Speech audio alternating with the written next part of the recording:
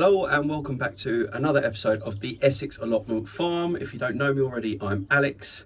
This is my market garden where I'm growing food commercially for a veg box service here in Essex. I'd love for you to subscribe if you haven't already. This is my first full year on a commercial scale and it might be an interesting story to follow along with. I've just jumped in the shed because it's howling with wind today. But we're going to crack straight on because the ground is just about dry enough for me to get on with some jobs. So I'm going to be preparing some beds for planting, which will start next month out in the field. So yeah, let's jump straight into it and strike while the sun's out and let's get on with some jobs.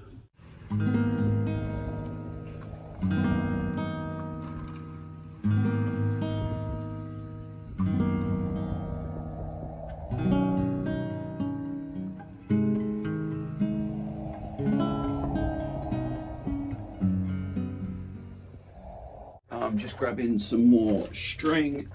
I'm stringing up the sides of the bed, so I've got the corner posts of the blocks still in, so I'm taking the measurements from those corner posts, restringing the beds to make sure that the compost and manure goes in the right place and the wood chips goes in the right place and my beds keep their shape. Let's carry on.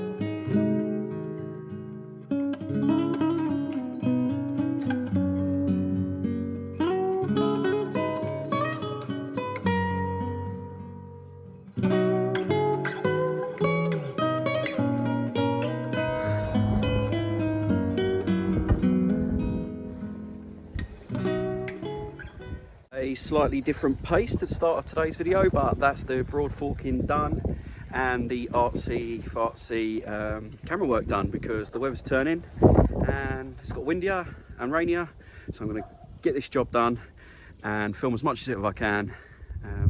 But yeah, I've just broad forked. A bit of a controversial if you're doing a no dig technique, but it is what it is. Clay soil, just you could see from the video shots I did do, it just loosens up the soil slightly. I'm now going to go up to my big manure pile. It's about 100 meters up that way, collect a wheelbarrow full of manure and just put a real thin layer on here before I then pile on some compost on top. So let's go and get on with that.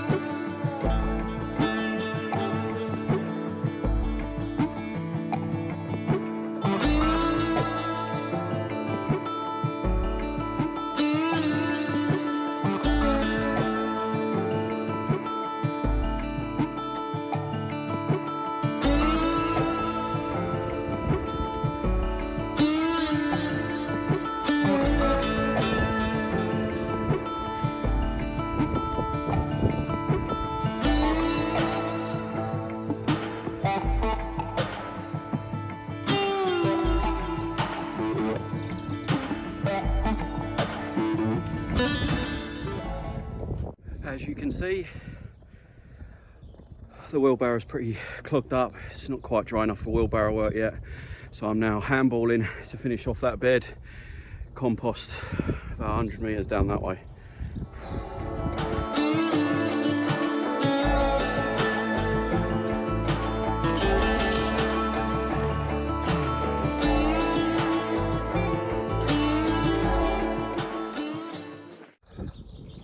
I'm hoping this is the last bucket that I need for this bed. Oh my God, this is tiring.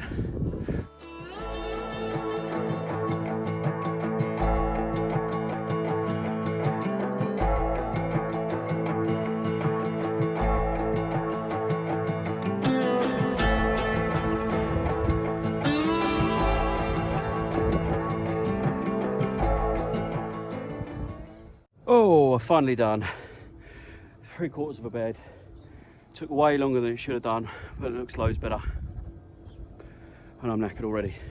Okay, so I've jumped into the shed because it's properly raining outside now, and that combined with the fact that my wheelbarrow doesn't work yet because of the mud means that that's all I'm going to get done for today. So I'm going to go and have a look at how the seedlings and stuff are going on, but you've seen plenty of that this week already, so I won't be showing you that again today.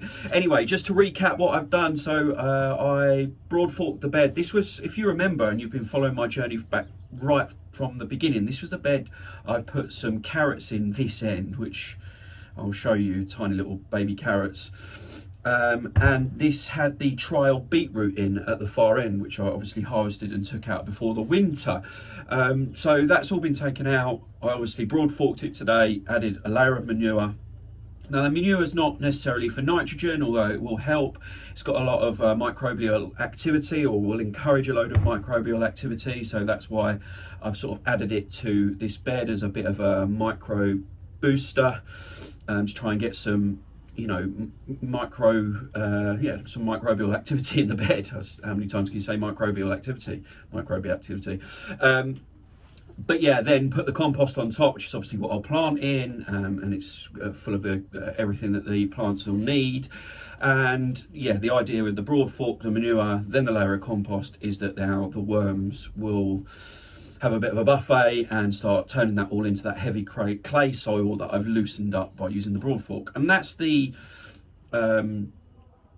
sort of re-bedding system I'll use every time I flip the bed. So I wouldn't necessarily put manure and compost on every time, and the amounts of manure and compost I put on each time will differ, but I will re-compost the beds every time I flip the beds. And when I mean flip the beds, you know, as and when the season gets underway, I'll be taking, say, a bed of spent salad out or spent lettuce out and then putting something straight in behind it, and in between that I'll be doing that whole process that I've just showed you there, or a variation of that process. As and when the plants start growing and I start getting an indication of how well they're doing, I might need to add some more soil amendments in there, and specifically look at the soil nutrients levels and acidity levels and stuff like that, and amend them if I feel I need to. But for the time being, I just want to get the blocks that I've done reshaped, because later on this week and next week, as and when this rain stops today, which should be the last day for 2 weeks that we have rain, so the field will dry out very quickly, hopefully, with the wind and the sun that's coming, and I can crack on with building the rest of the blocks. So hopefully by the beginning of March we'll be set with the 5 blocks I need. So yeah, that was it today. I hope you enjoyed it. I hope you took a little bit of something from it. And I'll keep doing these little videos as and when I feel that they are necessary. So if there's any questions about that system, chuck them in the comments below. Anything, any builds, anything that you feel like I'm doing wrong or is great, let me know in the comments. And as always, please hit that like button and subscribe if you haven't already done so. It really helps my channel grow, and I can't do that without you guys. So thanks for watching, and I'll probably see you tomorrow. Bye.